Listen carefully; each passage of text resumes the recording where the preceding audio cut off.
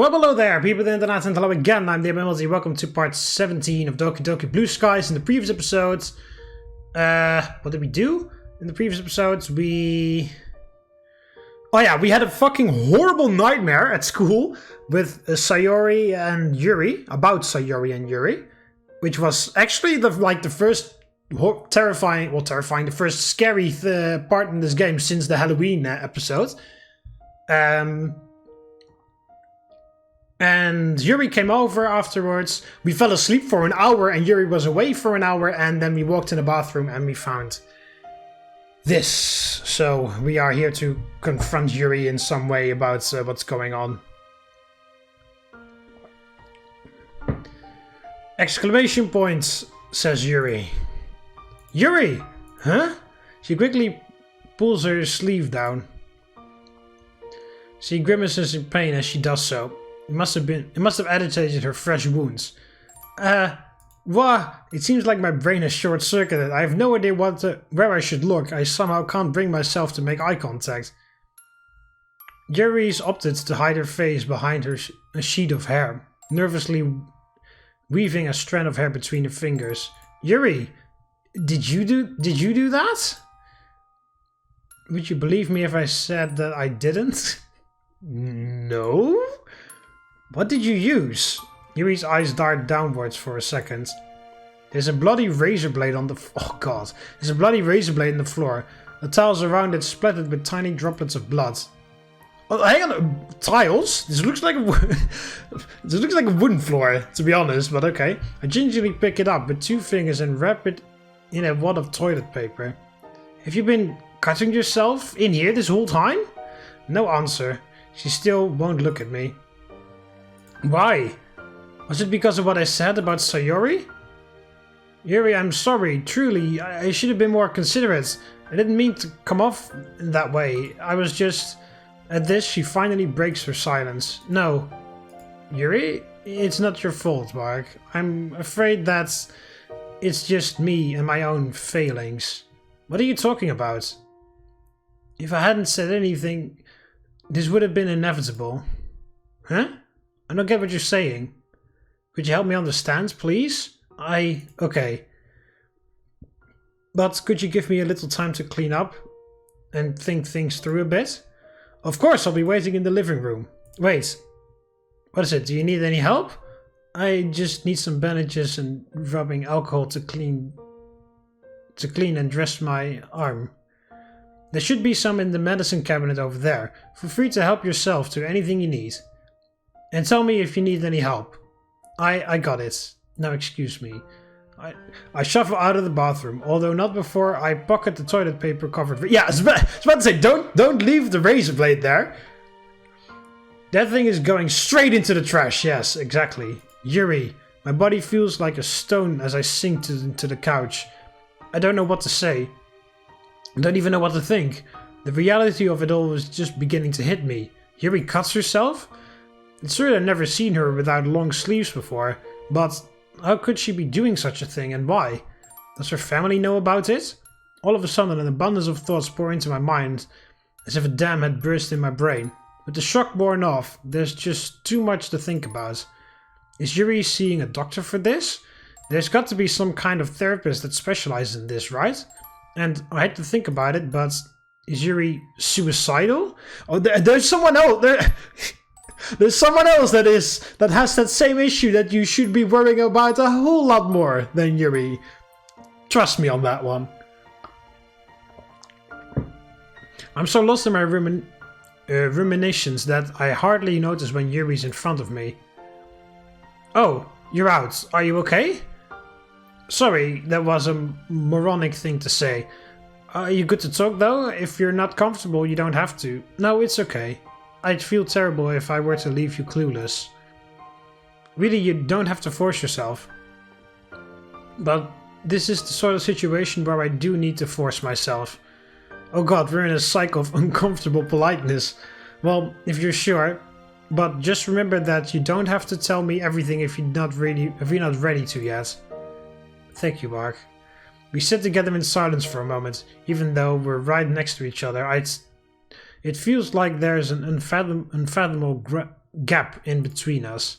A gap that I may never be able to comprehend. Yuri clears her throat. Mark, just so you know this isn't any of your doing. I know what you're thinking. You probably think I'm jealous of Sayori and that's why I cut myself, right? Yeah, that is what I was thinking, but I'm guessing that's not true? She nods slowly. To be honest, I am actually jealous of Sayori, but not in that way. I trust you, Mark, enough to know that you wouldn't secretly harbor feelings for someone else, that is. I'm jealous of Sayori as a person.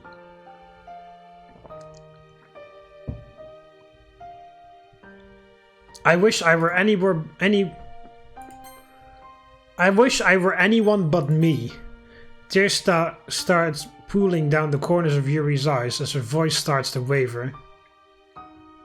I wish I could be cute and bubbly and energetic, not this gloomy, self-pitying, milquetoast, whatever that may mean, of a girl.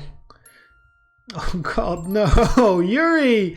She struggles to get the words out through her tears. Her strengthened stutter marking the severity of her emotional turmoil. Yuri!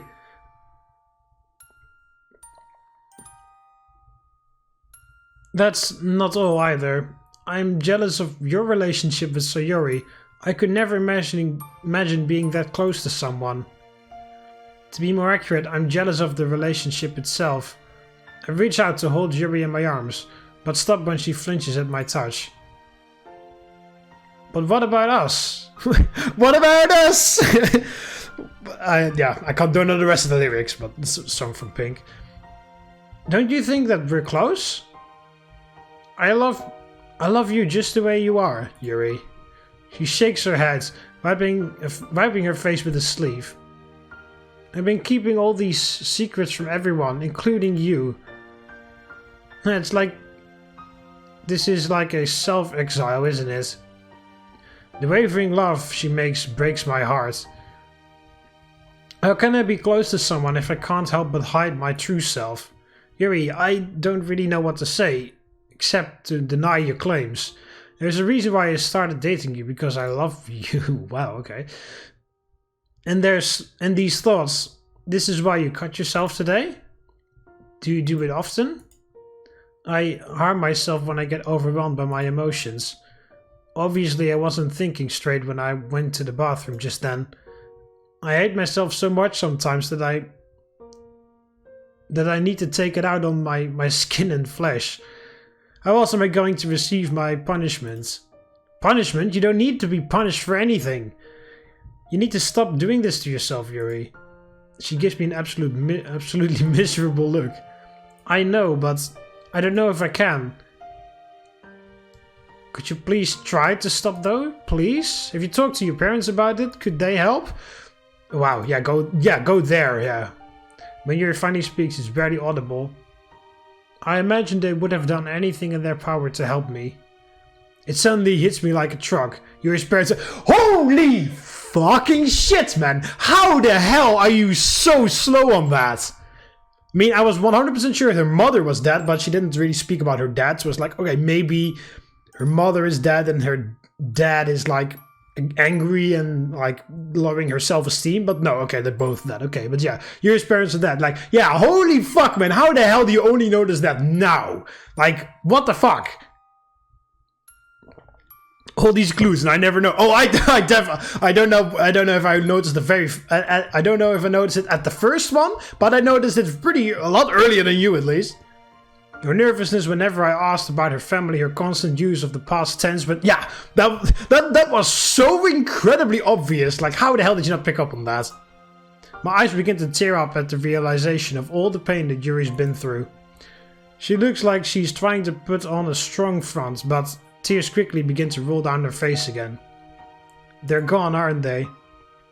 Oh no! All at once she buries her face in my chest, muffling her quiet weeping. Yuri. I gently wrap my arms around her. We sit together like that for who knows how long. The warmth of our embrace reassures me, telling me that Yuri is safe with me for now. But at the same time, a voice in the back of my head says that her mind, her thoughts are unreachable. All I can do now is hold her, lonely as she is, in the land of tears. Yuri? She stopped crying by now, but still seems to be hiding from the world in my chest. Like, do you want to go to bed now? We could talk about anything else you want. Anything else you want in the morning. Yes, that sounds nice. Yeah, but where the hell do you like live? Like, do you live on your own? Like actually, like completely on your own, or do you live like with your like aunts or uncle or like or do you actually like truly like live completely on your own? Because that's kind of if you live with someone else, I kind of like need to let them know that you're not coming back for tonight at least. She slowly rises up and stretches, combing through her hair with her fingers. Oh, and one last thing. And tell me if it's too personal for you to share. What is it? Do you ever think about killing yourself? No! Sorry, but no. I don't want to die, but I can't find any other way I can cope with this life. I see. I can't say that I completely understand it, but I'm extremely relieved to know that. Could we get to bed now? I'm afraid that I'm emotionally exhausted. Of course, let's head upstairs then.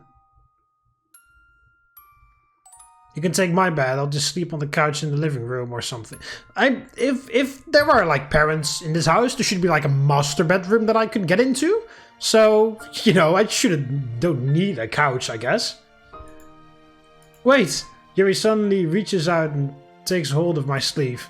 We can sleep together, huh? A blush reddens Yuri's pallid face. In the same bed, it would be unfair to ask you to do otherwise. Please don't leave me alone. Oh god, no. Don't worry, I'd never do that to you.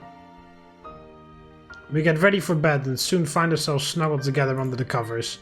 Neither of us speak, but the silence in the room is imbued with a certain understanding. Yuri clings to my arms as we fall asleep together, her slender arms entwined with mine. Right as I'm about to succumb to sleep, I hear a murmur from Yuri. Don't leave. My tongue is thick from drowsiness, but I manage to get one word out in reply. Never. Aww. Okay, wow then.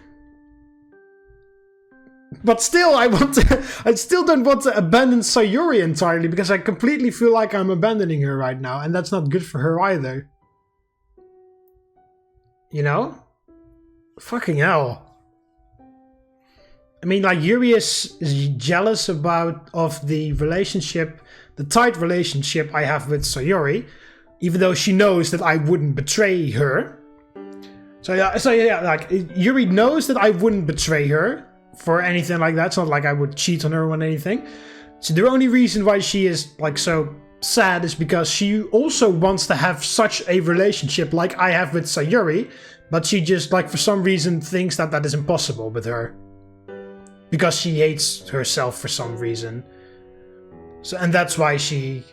Yeah, just need to get that straight in my head, because, you know, like, she's not afraid that I was gonna cheat on her. She just, like, she can't imagine herself in such a relationship with anyone else because she just thinks so lowly of herself. Wow, yeah. And then I also have the fact that Sayori is extremely sad at the same time. And I also don't want to, like, let Sayori fall. I mean, of course I'm here for Yuri right now, but I also don't want to... But, yeah, ugh, fucking hell. As I'm slowly roused back into consciousness, I let out a long yawn, watching the faint streams of sunlight permeate my room. I'm still feeling a little drowsy, so I should just... Wait, why does my chest feel so warm? As my eyes take in the sight in front of me, the memories from last night come flooding back. The cuts, the fear on her face, the plea to stay with me overnight. One of her sleeves is pushed up slightly, affording me a sight that I'd rather I didn't have access to. Seeing such mark on Yuri's pale arm, some of which still look fairly new. I wince as though it's my own flesh which bears the scars. Why? How? So many questions. A small sound from Yuri pulls me away from the flurry of thoughts in my head. It sounds like a content sigh. If I look closely, I can make out a small smile on her face as she clings to me a little harder. A wave of happiness courses through me, which, having seen her scars again, feels a little foreign. Still, it feels incredible to have someone you love cuddle up against you in their sleep. Something about their physical closeness during such an intimate moment. I reach out and gently stroke the top of her head. She smells faintly of lavender. She always smells of lavender. Her hair is soft and silken. It's a given that someone like Yuri takes care of herself. I suppose, with no parents around. Is that when she started? No. I don't want this moment ruined by anything. We can talk about all of that stuff later. I just want to see her happy, so for now, I just focus on the smell and softness of her hair, along with the feel of her head on my chest. I don't know how long we stayed in that peaceful embrace, but eventually Yuri stirs, offering me a smile as she rises from my chest. Rubbing her eyes as she slowly sits up and lets out a small yawn. There's silence for a moment. You were up before I was?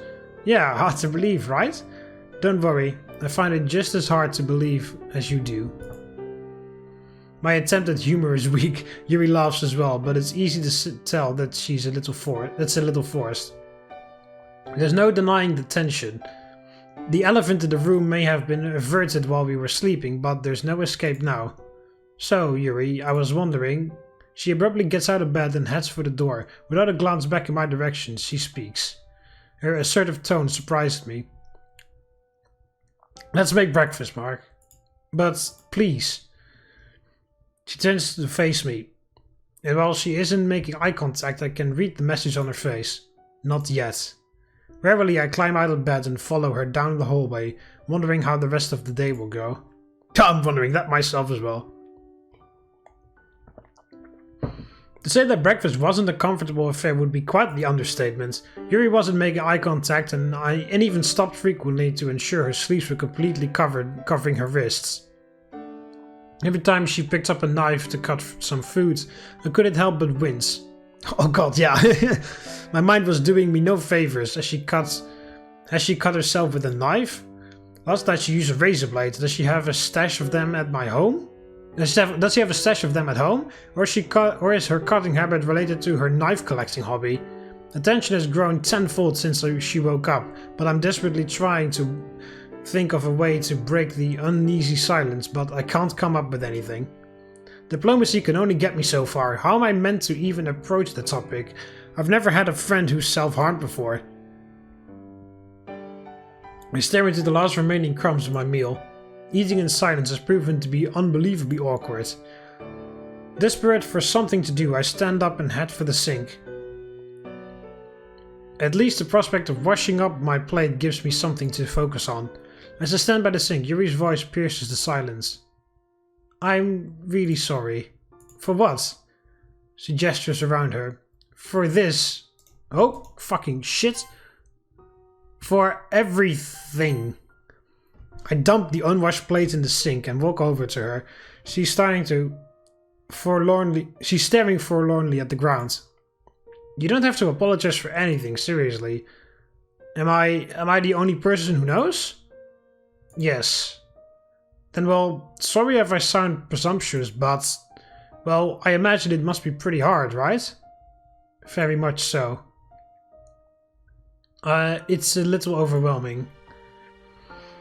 I take one of her hands in mine. She's shaking. It's okay, Yuri, it's okay. Just take your time. There's no rush. She nods. I imagine you probably have a few questions you want to ask. There's no point trying to beat around the bush here. Yeah, there are. I wince at how direct that sounds. Then again, I am really curious, so I can't exactly win either way, can I? She takes a deep breath. What would you like to know? Oh boy, where do I even begin? How long has she been an orphan for? When did she start cutting? There are so many choices. It's probably best to start with an understanding of her self-harm, though. Oh, no multiple choice, okay. Well, why do you do it? She closes her eyes and slowly lets lets that breath out. That breath out? Through her nose. She's still closing her eyes as she talks. It's a way of coping. Huh? It's how I deal with the sadness and self-loathing within. Self-loathing? People have never liked me, Mark. All throughout my life, I've never been accepted. People never understood me, nor did they ever take the time to try to. I've never been particularly sociable, as you can see. I much prefer to keep to myself. Now that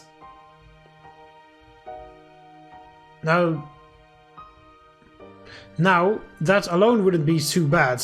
Some people misread the introversion, but combined with my fascination with horror and the knife collecting hobby, these things combined tend to make people see me as creepy, freak, an outcast. That quiet girl in the back who doesn't speak much, the girl who's fascinated by the macabre. It's no wonder they judged me. Anyway, so that's why. She takes a few deep shaky breaths in an attempt to calm herself down. I didn't realize how difficult this must be for you to talk about. I'm so sorry. The angry look in her face startles me. No. Don't you ever apologize for my own shortcomings. I deserve to be weak. But you don't. Why would you even think that? Because, like I said, I was always judged for who I was. Initially I thought it was everyone else who was wrong. She laughs bitterly. Oh, such arrogance. No, it wasn't them who were wrong. It was me. Yeah, it's that thing where you're like, at the beginning you're like pretty sure that you're the one that is normal and then everybody else is the ones being weird. But when you keep hearing it again and again and again and again and again, and nobody else is actually backing up your story, and everyone, at least your feel doesn't have to be exactly true, but at least that's how the way you're feeling it. Everyone is beating against you and nobody is supporting your side of the story. At some point there's gonna be that moment in your mind where you're like, maybe I am the one that is incorrect, maybe they're the ones that are right. And if there's no one that is going to support you and that says, no, you're thinking that, but that's not true, and there's no one to like say that to you, then yeah, this can happen, yeah. If it were just the one person who judged me in such a way, well, I would be inclined to believe the problem lied in them. But it wasn't just one person, it was everyone. There gets to a point, okay, where you finally realize that it's not them who are the... Yeah, what the fuck, that's exactly what I just said, yeah. Yeah, like, and that's the problem. Usually you have like, well, your parents, but in this case, like, you know, she didn't have her parents, but at that point you have like your parents or like someone else that's really close to you that actually comes up to you and supports you and says, no, that's not true. You may think that you are the one that's in the wrong, but that's not true. That's just your mind making that out to be. It's not true. And yeah, but when there's no one there to say that, then you actually start to believe it, and then this can happen, yeah. It was bad, but I could deal with it because at least I had my parents to help me. Given I'm the first person who knows of her self-harm, does that mean... As if by reading my mind, Yuri answers that very question. Not even my parents knew. And that's when it began. I hated keeping my self-harm from them. I didn't want them to know. It scared me enough as it was, and I couldn't imagine how much it would scare them. I was terrified when I first tried it. I remember the day it started. Some other students mocked me relentlessly because I stuttered during a class reading.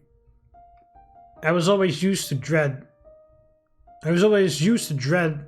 reading aloud, and I remember at lunchtime I locked myself in one of the bathroom stalls. I didn't mean to cut myself, I just wanted to admire one of my knives. Oh, you're just carrying knives at school? At school? That's interesting. Despite it being a constant reminder of what's wrong with me, just holding something so dear to me was comforting. I gripped it too hard, and that's when I discovered it. The rush that felt like the perfect release. It was tangible, but it was also terrifying. It felt so good having that physical release, but I was in shock. I couldn't believe what I had done. I felt like such a freak. I don't know what to say. Words are beyond me at this point. How am I even meant to reply to what I'm hearing? My parents were the only people who ever accepted me for who I was. Even though they didn't know about the self-harm, they never judged me for my taste in literature, nor did they ever question my interest in knives. While school was torment, I sought solace in knowing that no matter how bad it would get, I was safe at home. Fresh tears started to trickle down her face once more, until they died. And just like that I had lost them, the only support I ever had. I reached out to brush away Yuri's tears. She doesn't move or do anything else to acknowledge that I'm even there. Throughout her heart-wrenching explanation, Yuri had been trying to maintain control over her voice and face. The stuttering and pained expressions that occasionally flickered over her features showed all I needed to know. As I scoop her into my arms, the dam that she's been trying so hard to contain finally bursts. She sobs unrestrainedly into my chest as her anguished cries fill the room. I missed him so much. I know exactly how you feel, Yuri. I know exactly how you feel.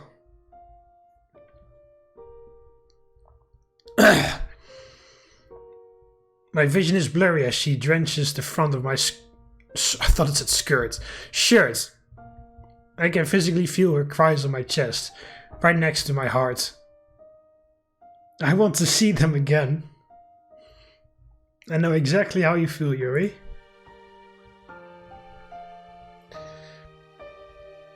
I want to stop pretending to be that person, and that the person in the arms of... I want to stop pretending that the person I'm in the arms of right now is my dad. There isn't anything I'd give to hear them ask me how my day was, even if it was awful. Anything at all. Please.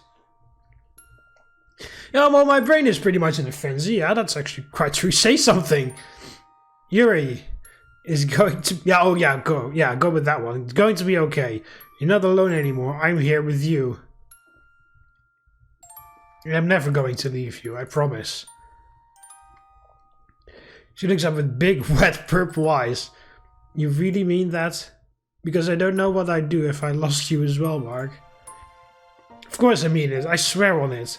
You're my girlfriend and I love you. Even after everything I've just told you? She gestures miserably to her wrist. Even with these? The venomous disdain in her voice is frightening to hear. I wasn't even sure she was capable of such scorn, negativity. I love you for who you are, Yuri. Which includes everything you hate about yourself. Oh, that's actually an extremely fucking beautiful line.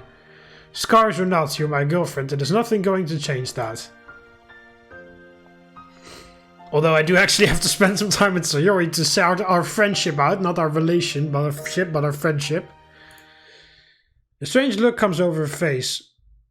Oh god, why the hell do you look like that? A strange look comes over her face while her breathing grows ragged and fast-paced. Yuri? Are you okay? Sorry, this is just too much to take in. Her hand suddenly darts to her wrist. And in that instant, I suddenly realized the situation we're in. Yuri, stay with me, please. I can't. Yes, you can. Focus on my voice. Look at me. I'm doing my absolute best not to descend into an utter state of panic for both of our sakes. I can't let her start cutting again. She's tentatively scratching at the flesh of her wrist. Oh god. It starts off slow, but it quickly grows in frequency and intensity. In desperation, I reach for her hand. Yuri, just talk to me. Say something, anything. What's going on in your mind? I'm not sure if asking her to describe the urge is going to help. It could actually be harmful, but I'm finding it hard to think straight, and the tiny voice of reason in my head is telling me that distracting her and forcing her to talk to me is the right thing to do. I need a release. Whenever I feel like She tries to wrench her hand free from my grip, but there's no way she's getting free. I tilt her head up. I tilt her head up so that she has to make eye contact with me. My body needs the pain. Oh god. I need the control. The cutting, it helps me make sense of everything. Sense of everything? She swallows and her eyes focus on mine. The physical pain is something tangible that I can actually feel. Something I can make sense of. When I feel emotionally overwhelmed, I feel so powerless. The cutting helps me regain that control I desperately need. It sounds really... I know it sounds crazy, but it helps me feel alive. When I'm so mentally overwhelmed, the numbness, it's without mercy. So I need something to focus on, and that's exactly what the pain serves as. But why do you have to use a blade? Can't you just, I don't know, pinch yourself or scratch? You have no idea what this urge is like, Mark. My whole body screams for that release. Scratching or pinching, it just would never satisfy that urge. Yuri's breathing slowly grows more regular. She's no longer trying to wrench her hand from my grasp, so I tentatively let her go, although I remain close, anticipating another attempt. I have never been in a position where I have the urge to cut when I'm around someone else. Do you still feel the need to cut? Yes, but it's a lot more manageable now. I think I'll be okay. My god, I'm relieved to hear that. I had no idea how to deal with this. I told you I was a freak. You're not a freak. You've just been through a lot. Cutting happens to be how you deal with the trauma. It's hardly a healthy coping mechanism though, is it? Well, no, it isn't. No, it isn't. That doesn't even need to be said. Okay, so yeah, it isn't a healthy way to cope and all, but either way, I'm just glad you told me. Why are you glad, Mark? And more importantly, how can you not think I'm a freak? Well, just because you aren't, Yuri. Because you aren't.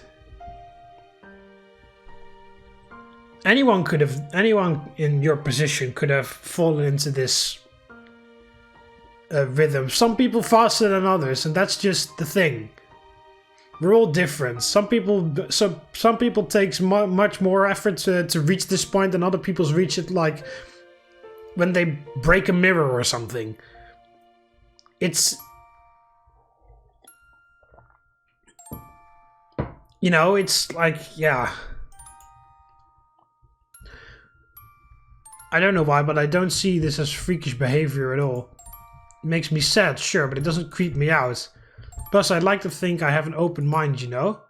Yuri smiles ruefully at my words. You remind me a lot of my father. He was the one who introduced me to Nice back when I was just a little girl. That's a bit strange. As eager as I was to learn about her self-harm, I'm grateful that this is an opportunity to discuss something else. The incident just now was just staggering. What were your parents like? Oh, they were wonderful. I couldn't have asked for better. You never told me how you first got into horror. It's a guess, but was it your parents who introduced you to the genre?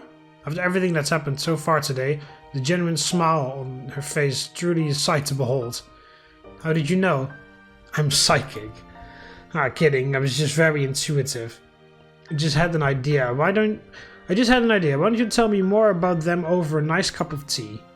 I don't know about you, but I'm definitely in the mood for a hot drink. I'd like that too. I'd like it a lot. Awesome, let's get started then. Yeah, okay, well, sure.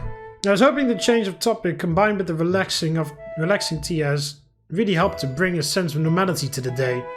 Of course, the after effects of the morning still linger in the air. Yuri is still on edge, but we're still at least able to work around it. On edge. Nice fucking word choice there. Funnily enough, me getting into horror actually stemmed completely from chance. What do you mean? Well, one day both of my parents were out. It was a rainy day, so I couldn't go outside. Naturally, I was confined to the house. I was wandering around looking for something new to read. I happened to find a copy of an old ghost story that my father left out, and immediately began reading. Given that it was a book for adults, I didn't really understand what was going on, but I was able to get the general gist. When my parents came back, my dad was surprised to see me reading it. Clearly he didn't expect I'd like it. I remember how my mother scolded him for being so careless. She didn't like the idea of her young daughter reading such a dark tale. I remember he pretending to be apologetic, but when she was out of sight, he eagerly asked me what he made of the story so far. It was obvious that I didn't really understand it, so he offered to read it with me, helping me out with the more complex words and explaining the story as it progressed. What was the story about? Must be pretty good if you remember it so well. You see, it was an old Victorian tale about a young governess who was sent to look after her family's young children at their summer home. And there it is, that passionate fire in her eyes, the kind of fervor only seen when Yuri talks about the interest she holds dear to her. How someone could ever shame someone for such a passion, it sickens me how cruel people can be. She begins to see a figure of a man and a woman around the house. She begins to see figures of a man and woman around the house, but the servants of the house deny seeing such figures. Soon the governess learns that her predecessor used to have a relationship with another employee, and before these two died, they spent much time with the children. Given that these figures seem to come and go at will, and haven't been seen by other employees, she quickly suspects that they are supernatural in nature. I can't quite remember the ending, but what I'll never forget was the clever writing. We, as readers, are never given any concrete answers as to if these figures are real or merely a figment of her imagination. Was the governess just hallucinating, or did the ghosts of these people really prowl around the house? Sounds to me like she's imagining it, to be honest. Although it does seem kind of coincidental how the ghosts seem to perfectly match the profile of her predecessor and lover. Indeed, what's more, the young boy was revealed to have been expelled, and it's heavily hinted that what he did to earn such a punishment was terrible in nature. With a suspicious outlook, it's natural that the reader doubts with the children's claims of innocence, especially when the governess asks if they too saw the figures. Ghostly apparitions, creepy, suspicious children. I feel the hairs on the back of my neck stand up. Geez, even from Yuri's description, the plot sounds exceptionally gripping. There's a dreamy tone in Yuri's voice as she speaks, and I remember my father encouraged me to question whether the ghosts were real. As a child, I took things at face value. The governess said she saw them, so that's what I believed. But he taught me how to approach things from another angle, how to consider other viewpoints. In turn, it helped me broaden my appreciation for such clever writing. And to this day, I still wonder if the ghosts were real. So your analytical approach came from your dad? I suppose you could say that, yes.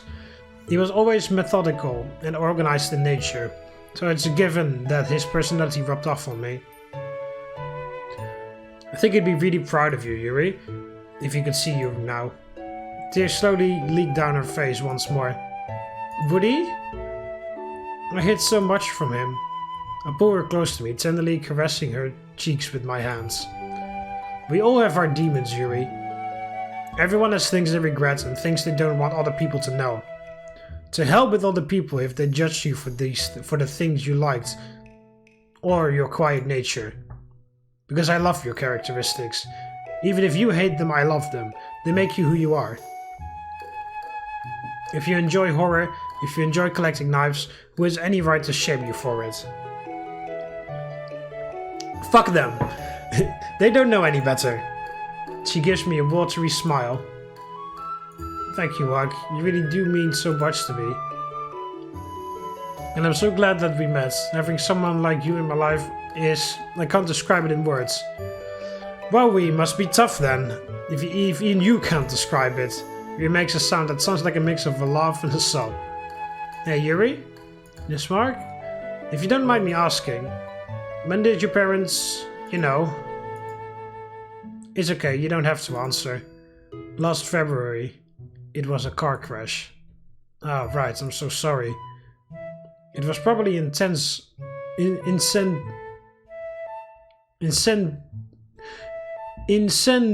It was probably insensitive for me to even ask. It wasn't. I've been keeping a lot of things from you, so it's only fair that I should stop doing that. After all, you're my boyfriend now. It still feels a little strange to say that. Not in a bad way though. I feel the exact same way, you know. I still find it hard to believe that such a beautiful, intelligent girl fell for me. I must be the luckiest guy on the planet. Don't be silly, Mark. You have such a big heart, any girl would be lucky to have you. To be honest, I'm surprised that you and Sayori... Sayori and I? Yes, well, given that you were childhood friends, I imagined you would have gotten together with her after seeing her again. She would have been a much better girlfriend, though. Hey, look at me. It takes a little bit of coaxing, but eventually she reluctantly makes eye contact. Sayori will always be a wonderful friend of mine. Yes, we will have that history together, but I'm not living in the past. You and I have a special kind of connection that I can't explain. There's something about you that drew me in all those months ago. But she's so happy, so energetic, and bubbly. Wouldn't you rather have a girl like that instead of a broken, miserable mess like me? I shake my head. That's not how I see things, Yuri. Surprisingly, she doesn't back down. Answer the question, Mark. I stare at her, both confused and surprised. I'd rather have you. Even though I'm an ugly freak with these horrible scars all over me?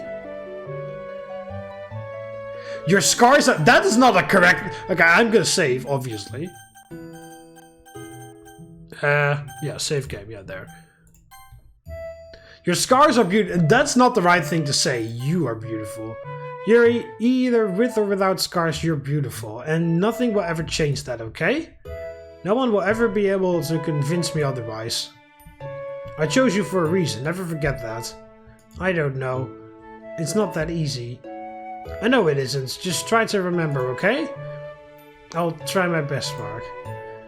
You don't look particularly convinced. It's not that I doubt the integrity of your words. I've just spent my entire life feeling this way. So as much as your words are a breath of fresh air, it's one thing to hear them, but another thing entirely to internalize them. I'll be with you for as long as it takes. She closes her eyes and squeezes my hands.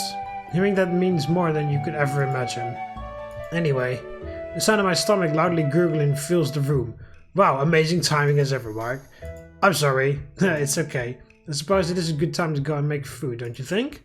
Are you sure? Yes, I think a return to normalcy will do us good. Okay, I guess that makes sense. I did find a dish online a few days ago that I wanted to try. Do you have any daikon by any chance? I wouldn't even know where to start with cooking a daikon radish. I'll take that as a no then. I think the grocery store has some. Lead the way. By the way, Mark, thank you for listening to me. It was daunting to share my self-harm with another person. After bottling up for so long, I was scared how you would react. I didn't say the wrong thing, did I? No, of course not. You've been really understanding. But most importantly, accepting. And that's what I love about you. How tolerant you are. Well, and many other things. Yeah, well, I rub the back of my head in embarrassment. Yuri smiles bashfully at me. Sorry, I'll stop embarrassing you now. Let's go. Oh, okay.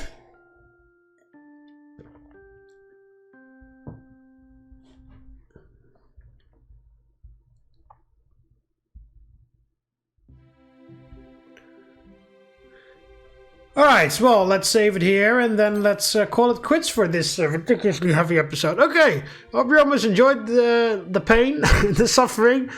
You sadistic fucks. No, just kidding. Hope you enjoyed the video.